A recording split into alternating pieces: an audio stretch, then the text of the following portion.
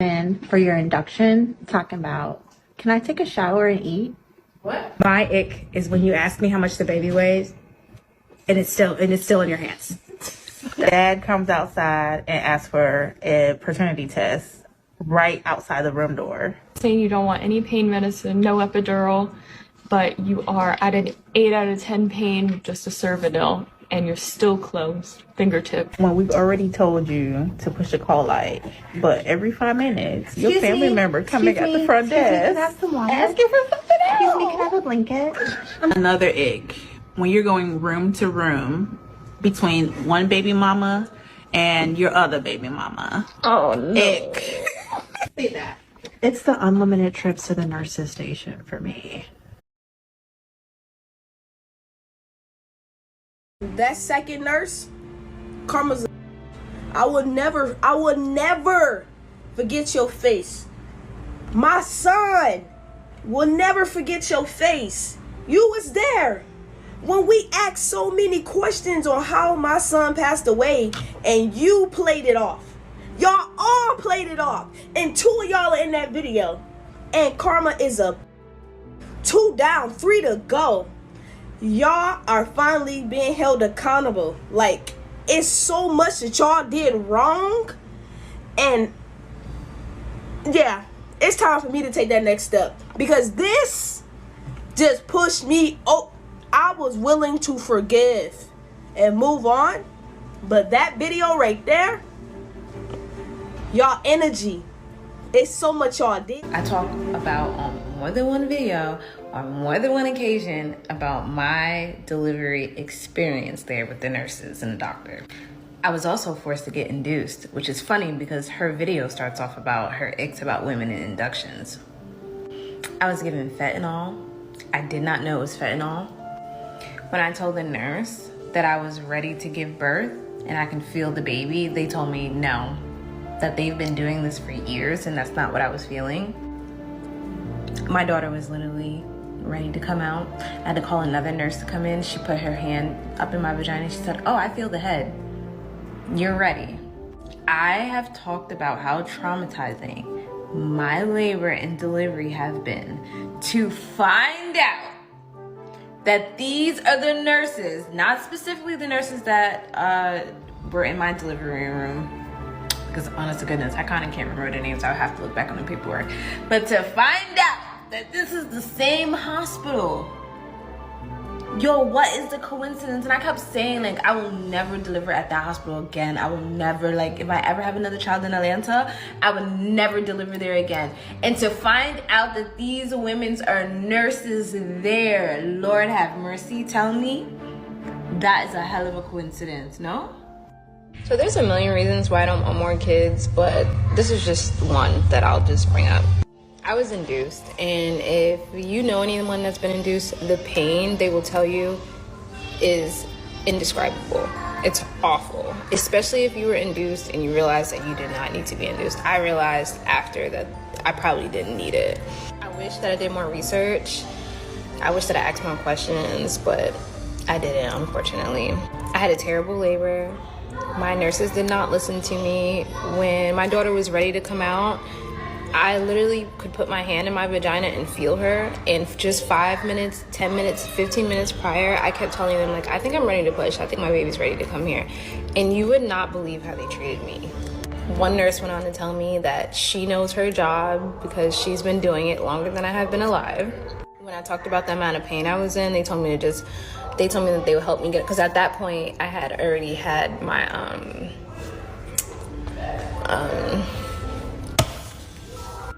my epidural. I'm sorry, my mom brain is like out of this world. I already had my epidural, so you know, when you have your epidural, your legs and stuff, they're numb. So she's like, well, I'll just move you over to the side.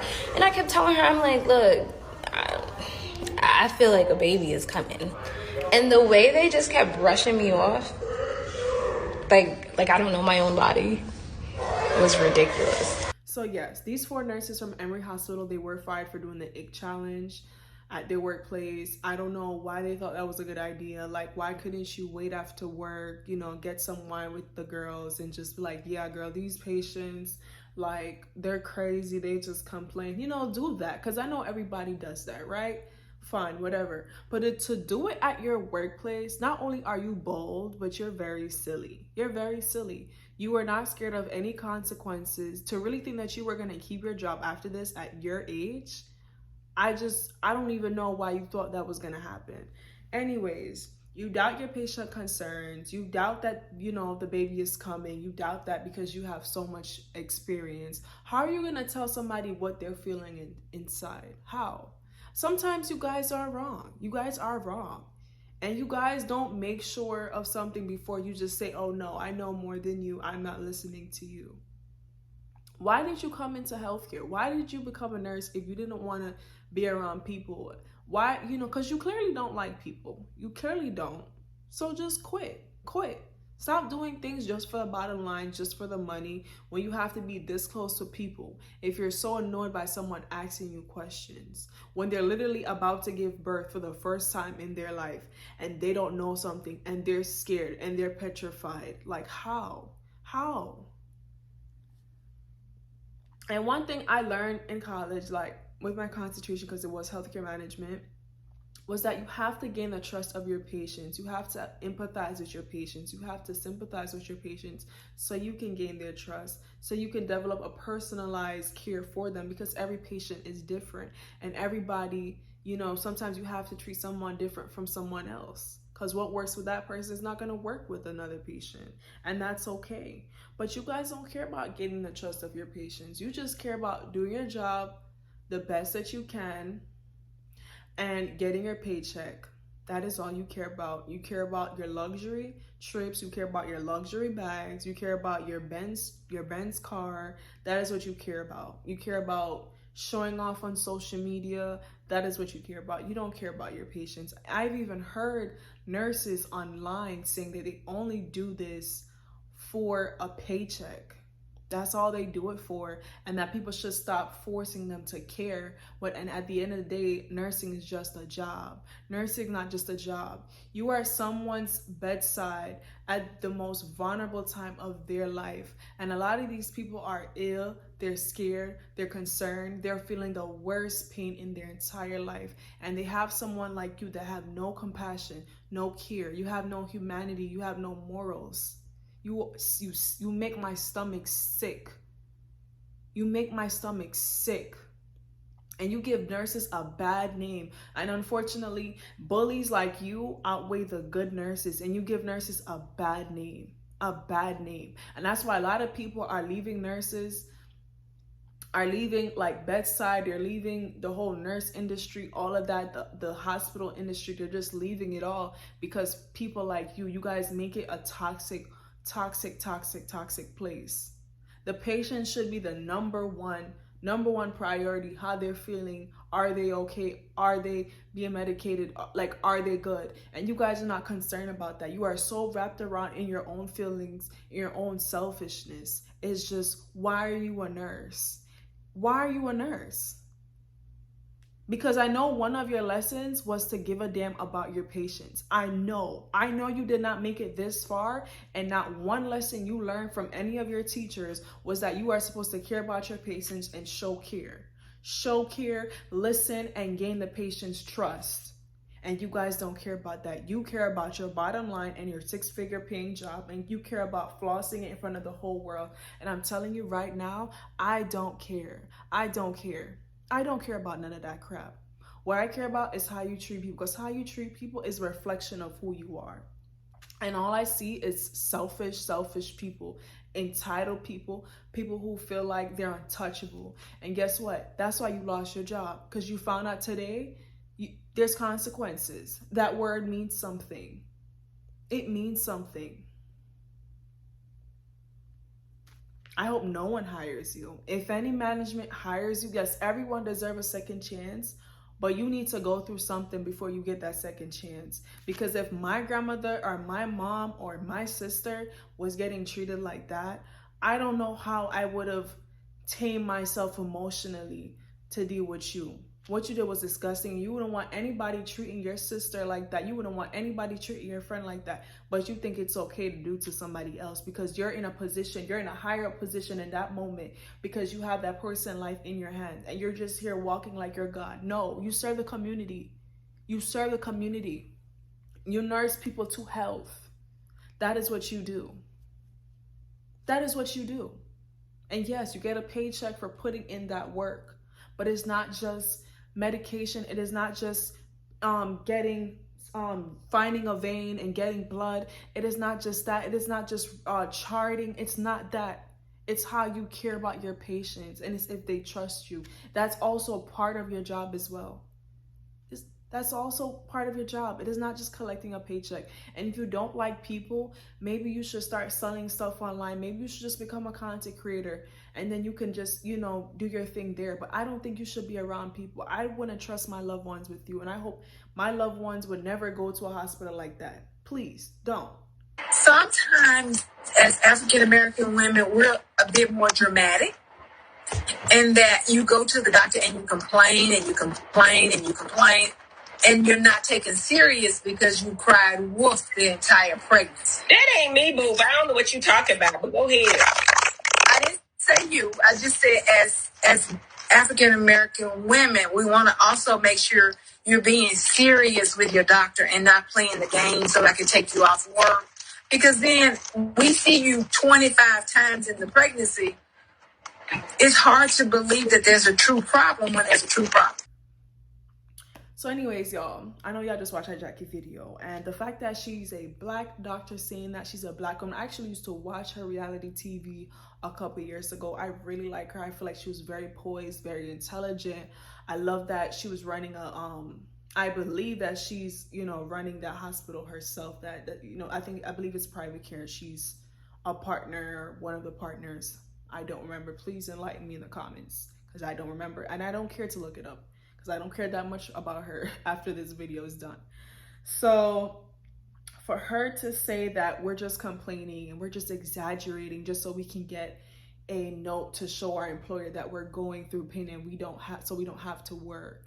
How do you know that, Jackie? You've never given birth to a baby. How would you know if that person is exaggerating or not? It is not your job to decide if someone is being dramatic or not. It is your job to listen, run your test, and then come up with a solution. That is your job. That is your job as a doctor. That is your job. Nothing else.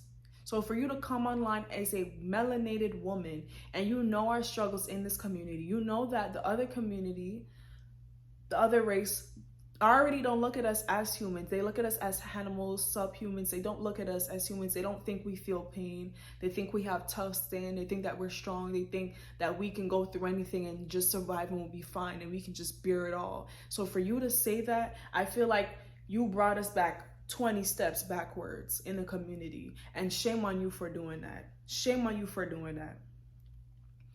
And you know, our counterparts, I don't know why that word is tongue-tying me, but forgive me.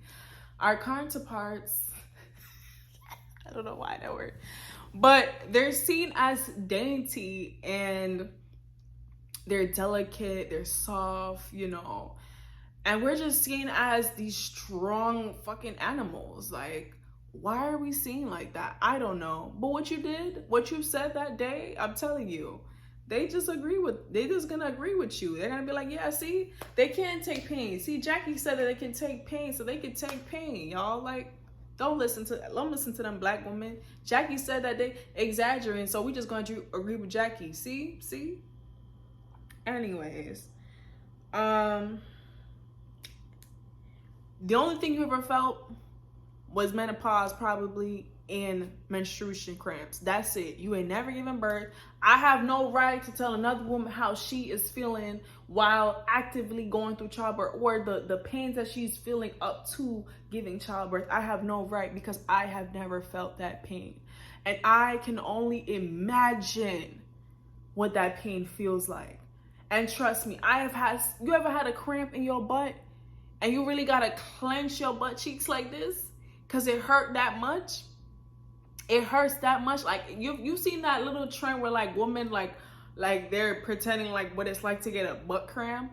Listen, a butt cramp feel like a Charlie horse in your behind. The more you move, the more it hurts, okay? So I cannot imagine, honey, holding a kid in my tummy, going through some weird stuff that my body has never experienced, and then someone is telling me that I'm exaggerating and I'm complaining too much, and she doesn't know when to take me seriously because I'm complaining too much. That's not your job to decipher that. That's not your job. And if any patient watches that video of you talking about how dramatic we are and still goes to you, anything that happens to you, ma'am, is on you. Is on you. No one should be going up where Jackie doing anything. Why? Not because Jackie's not good at her job, but Jackie doesn't empathize with her patient. Not only doesn't she empathize as a woman, as a black woman, forget that she didn't have a kid, but she can't empathize as a black woman to another black woman the things that we face. She can't empathize with us. She can't sympathize with us. I don't know if it's the money. I don't know what it is. But something got to her head and something ain't click-clacking up there. But I don't got time to figure that out. All I know is sometimes protecting your womb is not just, oh, I'm not going to deal with that particular guy.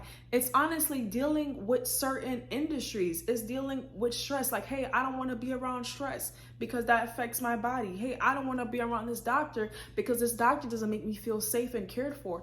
I don't want to be around this nurse because this nurse has bad energy.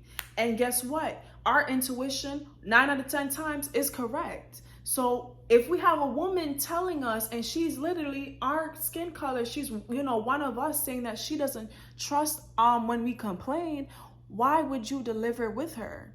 And now that you deliver with her, I know you're not going to do it again. I know you're not going to do it again. If we can't come to black women and say, hey, I'm going to somebody that looks like me, I could trust them, I can let down my guard, and we can't do that, then who can we go to? Because we don't trust the other counterparts. Yes, I know if you have a pain, you got to go to the hospital. You desperate.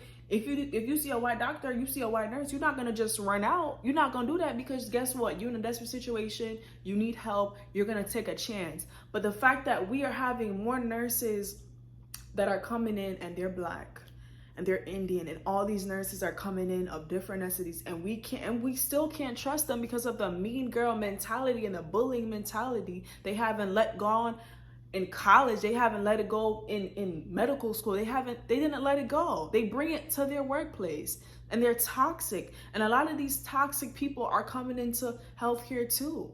It's not all great people. It's a lot more bad than good. And that's why a lot of good nurses, they say, you know what? I don't want to deal with a toxic environment. I don't want to deal with the disrespect. Not only do I have to deal with challenging patients and a challenging workload, but now I have to deal with someone nasty attitude because they want to be bullies and they want to be mean girls. And let me tell you something.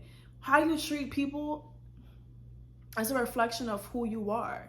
It's a reflection of who you are. Best believe that. It's not a reflection of them. It's a reflection of who you are. You're selfish. You feel entitled. You feel like you that girl. And let me tell you something, because you get me tongue-tied. That's how upset I am. You're not that girl for treating someone like that. You're not. You're lower than the ground. You're lower than the ground that I walk on. You're disgusting. I hope none of my family members ever have to experience like this. Ever. You don't deserve to be in healthcare. If I was management and I saw that video, I would never hire someone like you. I would never hire someone like you because you're bad for business. You're bad for business, and you give nurses a bad name, and you should just leave. You should leave that job because you don't like people, you don't care about people, and you can't even pretend to care about people. Every time, in life, I get it. You have difficult clients, you have difficult patients, but at the end of the day, you have to exude professionalism, especially when patients are not being disrespectful to you and they're just simply asking a question. How dare you, ma'am? How dare you? Did you not remember the time where you're in a vulnerable position and you wanted someone to give you a piece of information? Huh? Or that just went through all the door because you're in a position of power? I don't know, maybe nurses was always like this back then, and now we're just seeing it more because of social media. I don't care about your BBL. I don't care. What I care about is how you treat people. That's the true beauty. Is how you treat people. Because people will always remember how you treat them. They may not remember what you said exactly, word to word, but they're going to remember how you made them feel.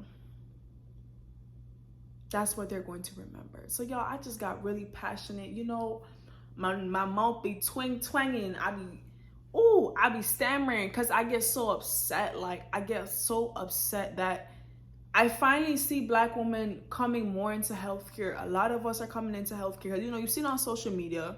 You always knew they were coming in because, you know, the Africans and the Jamaicans and stuff like that. But now you really get to see on social media. And the fact that you got to really ask yourself, damn, like, is this Black woman going to have attitude? Because, you know, we're known for having attitudes. I don't know why. That's why a lot of people don't want to deal with Black businesses, because they're rude. And a lot of Black waitresses, they don't feel like they got to give good customer service to customers. They don't, because they're Black. Like, oh, I don't got to treat that person any type of way because they Black. How can you say that? You don't feel nothing? Like, you don't feel nothing? Anyways, y'all, I'm done ranting about this. You know, subscribe and like for more content like this and more ranting and me stammering and going crazy.